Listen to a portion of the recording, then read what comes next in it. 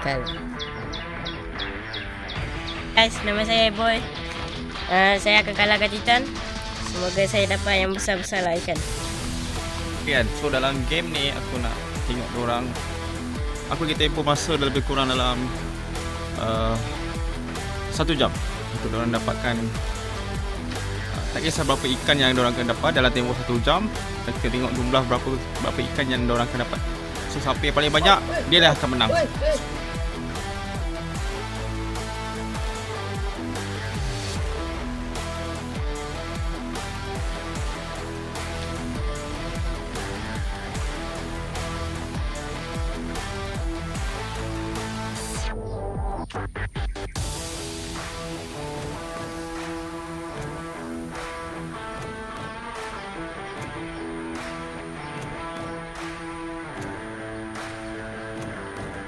So ikan yang kedua lepas. Hari ni kita dapat ikan 4 ekor. Ikan apa ni? Okay, untuk selanjutnya kita dah tukar spot untuk cari ikan. Sini spot ni.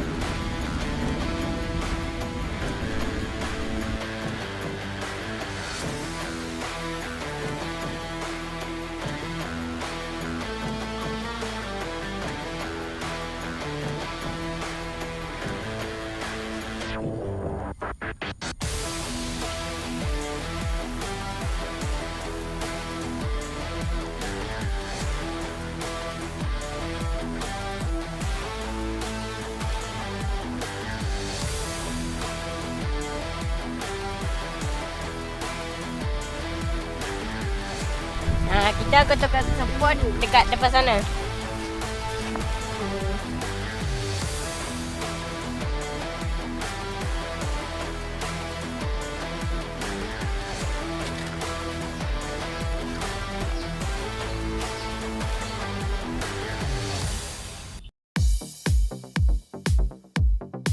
Okey, kat sini Citan telah dapat 4 ekor ikan anak arwan ya.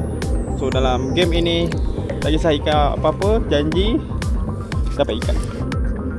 So setelah 1 jam kita dah dapat 4 ekor guys. So ini Boy, Episode kedua, kita pastikan Boy kalahkan.